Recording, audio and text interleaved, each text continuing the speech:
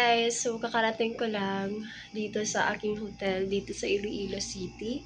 And, ayan, itutour ko kayo ng konti dito. So, first, ayun, so nanggaling na ako doon sa front desk and medyo tired ako masyado. So, sabi ko, I don't have time para maghanap pa ng other na hotel. So, sabi ko, kukunin ko na lang din ito. Kasi the first choice na meron ako is Ongbon Hotel. But, this time, not available anymore. Hindi ko alam kung ano yung nangyari doon sa kausap ko ng babae because I told her na magpapa-reserve ako ng one room for one night. Pero hindi siya nangyari. So, ayun, naghanap ako ng other choice. Natanong lang din ako doon sa security guard. Where is the other choice na hotel. So, dito nga ako napunta. And ngayon, natutour ko kayo guys. Actually, super nice itong hotel. May kamahalan nga lang siya. Nasa 1.8 per night. But it's okay. I said that I don't have time para maghanap pa ng ibang hotel since it's already 5:35. So, wala na akong time para maghanap pa ng other hotel. So, ayun nga. So, dito, ayun, sa pagpasok mo lang, meron na sila dito ng fire and earthquake emergency plan. So, ito yung nakalagay. And then, meron din dito mga other things na hindi ko alam kung ano yan. What's that for? Meron din sila dito, guys, na parang cabinet na pwede mo siyang masabitan ng mga damit mo. And meron din sila dito na hangers. So, kung meron ka ng mga damit na kailangan ihang, pwede mo siyang ihang, which meron ako for tomorrow. Since nagdala lang din ako ng isang damit lang for tomorrow kasi hindi naman ako dito magtatagal. I will just go to my online appointment, for the apostille. And then, so, unahin ko muna guys dito yung CR. So, actually, napakalinis yung CR guys. Look at this. Ayan, gusto ko to. Tapos, ito yung faucet nila. Super nice din. Ang linis. Merong mirror. And then, meron silang ganito. Merong flash, merong bidet, 2 towels. And then, dito naman, sa kabila is a small shower room.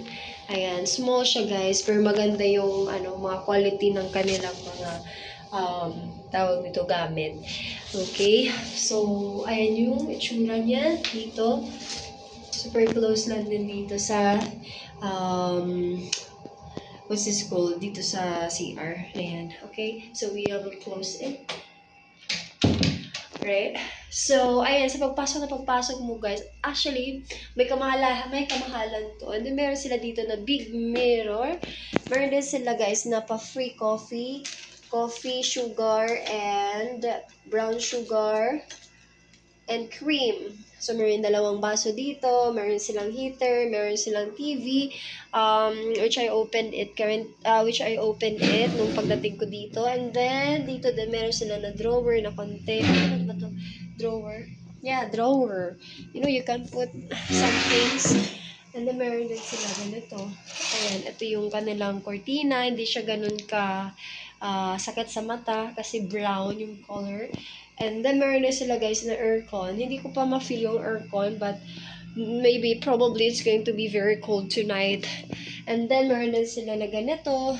Ayan. Kasi walang ganito sa amin. Meron na sila pa telephone. So, in case, I can call them on housekeeping, front office, restaurant, something like that. So, hotel directory. So, they have here also this one.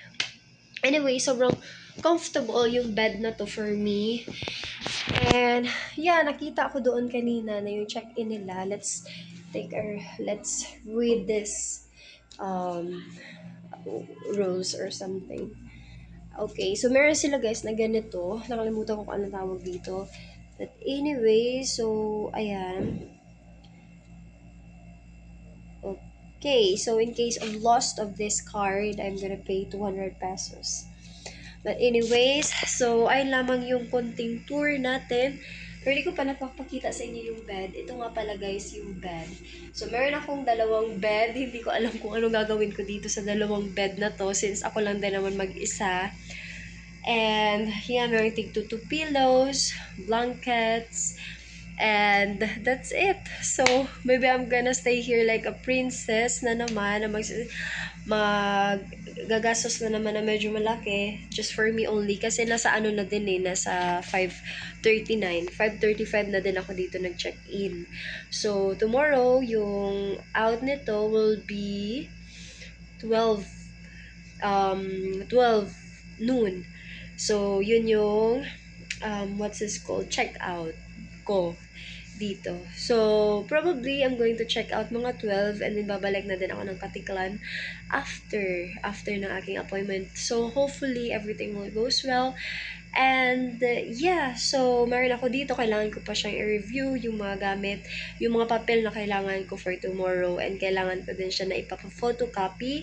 So, probably, I'm going to eat, guys, doon sa labas today. Kasi, hindi naman siya ganun kalayo sa what's this called, sa mall, kung saan yung aking appointment. So, I just choose this one kasi ayaw ko na maghanap ulit as what I have said, in this first video na mention ko kanina. So, ayan, hindi pa ako healed talaga, guys. Hindi ko alam. Pero, as in, alam nyo ba na this morning, bago ako umalis ng Katiklan, sobrang sakit ng ulo ko. And then, maluha-luha pa yung mata ko. And, ubo ako ng ubo. And then, meron din ako na masakit dito sa tiyan. Hindi ko alam kung ano ba ito. So, 2 days ago, nag-start lang 2 days ago. Yeah, I remember, 2 days ago, ayun, ubo ako ng ubo. So, akala ko nga mag-heal na ako since umubo din kasi ako last week and 2 days na yon na hindi na ako nag-face mask, akala ko okay na. But, eventually, bumalik siya 2 days na. And kanina, sobrang wala talaga ako sa hindi ko talaga, wala talagang tawag dito. Mas sobrang sama talaga, guys, na pakiramdam ko before I came here. Honestly. Kasi sobrang sakit ng ulo ko. Kahit na natulog ako 12:30 or 1 a.m. last night. Tapos, tuloy-tuloy na siya until 8 a.m. Sobrang sakit pa rin. I thought na it's enough rest for me, pero hindi siya ganun enough. So, ayun na nga. After naisip ko na, kailangan ko din naman na mag-appointment kasi sobrang importante to, guys, for me. And that's the reason why na nandito ako ngayon. And I'm glad also na binigyan ako ng day off na 3 days. So, I have 3 days, guys, para mag-spend ng time dito sa aking appointment na ito. And hopefully, it goes well. So, yeah. Ngayon, I feel better. Siguro it's because I sleep most of the time in the series bus today. Even I vomit how many times, believe me or not, I vomit how many times, while I'm doing shower. First, that's the first time. After the boat from Boracay to Katiklan, that's the second time. And nag-vomit din ako 4 times sa series bus. So, it's in total 6 times, guys, na nag-vomit ako. Sobrang sama, honestly, ng pakiramdam ko. So, yeah, but no choice, okay? I have to do this kasi ito lang din naman yung day off ko. Sobrang stress. It makes me a little bit stressed, honestly, because, from work, from 11 and a half hours of duty, and then tuloy-tuloy siya from day 1, from February 1 until I get 1 day off, 12. So, 11, imagine, my boyfriend is still here that time and we went to our last date. So, that's eventually for our Valentine's Day. Pero nangyari siya 11 because kailangan niya mag-travel going back to his country on February 12.